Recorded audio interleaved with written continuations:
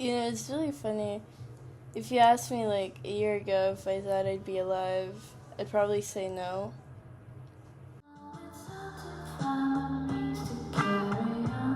He just doesn't care. He told me to move on and that he already forgot about me and that I'm just embarrassing myself.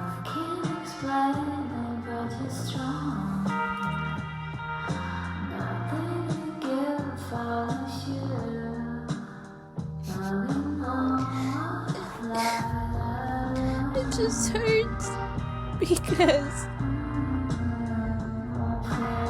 he was everything to me. And it's like I'm nothing to him. And it's crazy. It's crazy.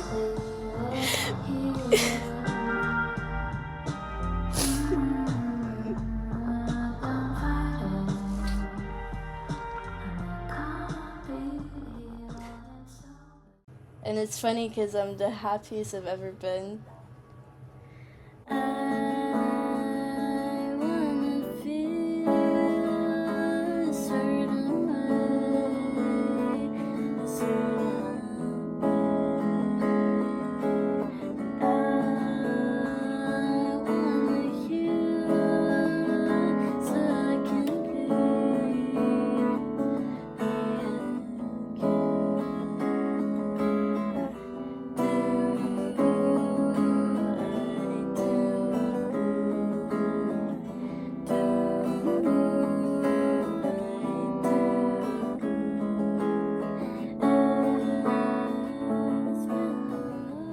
If I have any message for someone that's, they feel like everything is unlucky and they're the unluckiest person in the world and like everyone's just stepping on them and leaving them and treating them like the worst. If I had anything to say, it's just hang on. Don't give up. Don't become those people. Just, if your love is being taken advantage of, I promise you, the tables will turn.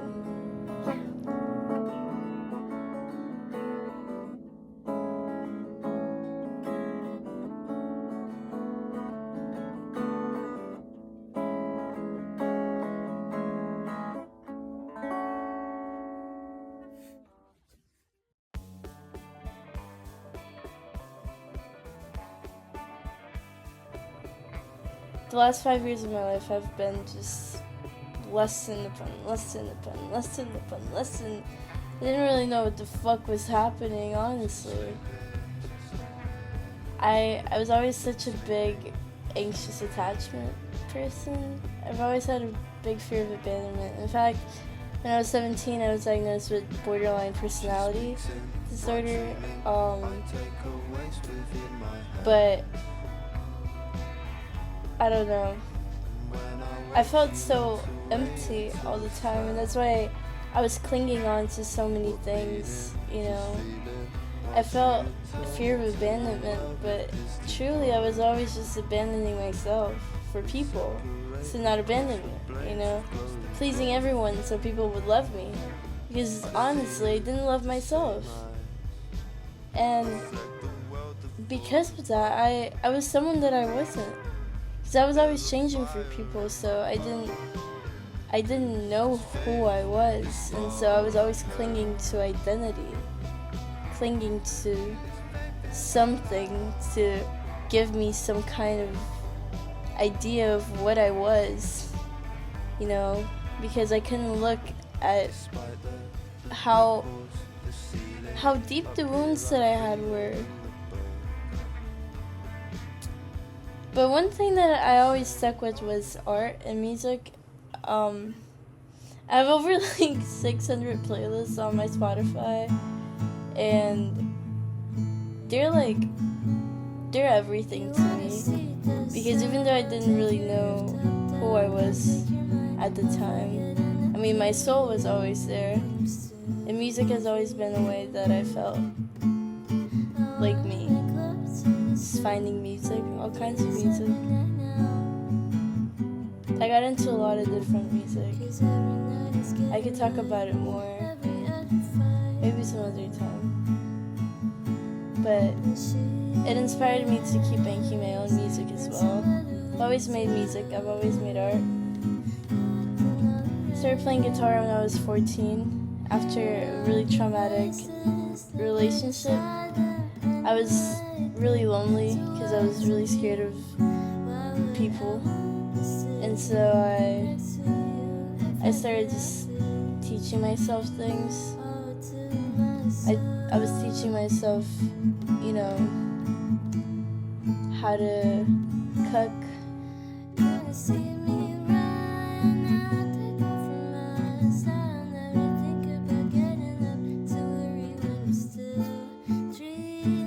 I was watching a lot of movies too. I got really into French movies. Vivre sa vie. It's the one that I really like. It's about this prostitute, but it's really raw. It makes her, it makes her really relatable, and I think that's really cool. I love just seeing people as people. I've never been able to see people as inferior or superior than me. I've always just seen them as the same. But sometimes I would put people on pedestals. But I'm getting off topic here.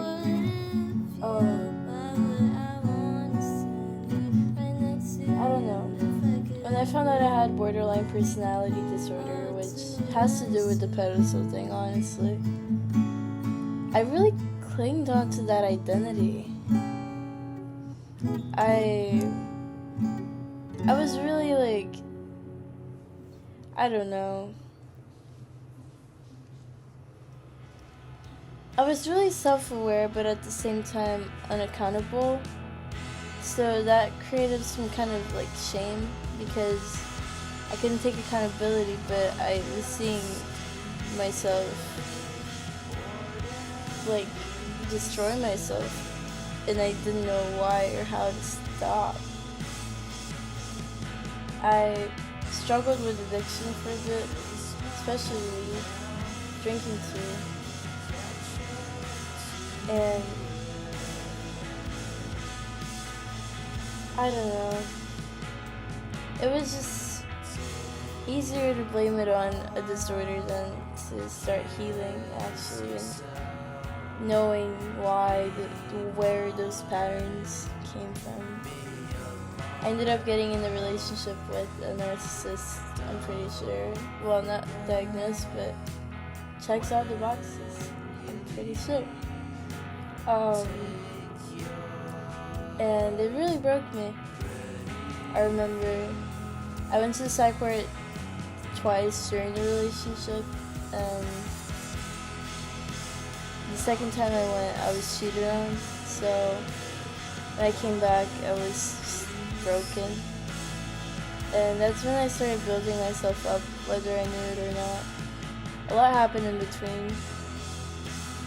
And so I went to college later on last year, and I met a lot of people, and I really did start feeling the sense of freedom, but I was really, I guess, stuck in my own head still about needing someone to date and needing friends and needing company. I just couldn't be alone. And a big problem I had was, especially with addiction, I never really trusted myself because I'd always tell myself, oh, I'll do better now in school, or I'll stop this, or I'll change this, and I'd always end up back in square one. So every time, when I moved to college, I was like, I'm gonna study. In the back of my mind, I was like, I'm not gonna study. Even though I tried, I was like, I was expecting to fail already. But anyways, a lot happened in college. ended up getting into the hookup culture and the bars and the one night stands, and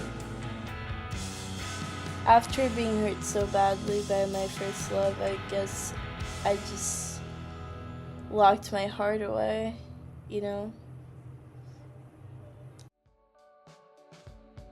And it wasn't until I did mushrooms one time. I had done them a couple of times, but this time specifically was truly something. I had a really big ego death, and I remember I thought I was overdosing. I don't know, in my head I was literally dying, but my whole identity was just kind of like separated from me, and I was just me. Like, everything I thought I was just separate from what I am. And what I am is just pure consciousness, just love, and that moment changed the trajectory of my life. I always had some kind of notion of my soul in a way, not totally, but that was it, and it felt really close to an experience I had with God when I was in this Catholic retreat when I was younger. It was just pure love, just pure blissful surrender, just free bliss. Like, I don't know how to put it into words. It's just like bliss, just pure, beautiful consciousness flowing, love. I might know everything, including the fact that I might not know anything tomorrow, We're constantly learning who we are. It's never stopping. Life is just a constant spiral within. I made a painting one of these days, I guess it was over winter break, and it's about the source, right? And so in the middle of the painting, it's like this bright light, and it's the pure consciousness that I'm talking about, and it's behind all things, the grid of reality, those white lines, surrounding it. And so the tree of life mirrored up and down, it represents the as above so below, as within so without. The spiral in between the trees, the as within so without, how like reality and your inside world and your outside world, they really shape your perception of yourself, and the spiral is pointing within, every experience in the human life. The tree of life I would say it's the human experience, and every experience leads you within if you allow yourself. So open your eyes. But yeah, I don't need to meditate all the time. I guess when meditation is painting or playing guitar or making music, going for a walk, everything. It's just about being present, being grateful. It's really nothing else. I'll go do my laundry, I'll enjoy it. I'll be thankful that I can do my laundry in the first place. I'll enjoy picking up the warm clothes. It smells so nice. There's really no, I don't really even think about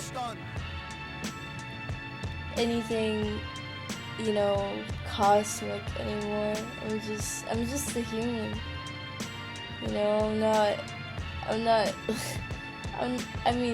I'm part of God, but I'm not a God. I don't really need to manifest my whole life. It's just gonna happen. It's gonna unfold with me. I don't have to do anything except just take the next step and the next step. But one step at a time, one day at a time. 1 week at a time, 1 month at a time, just doing my best every day, that's it. And I'm so grateful.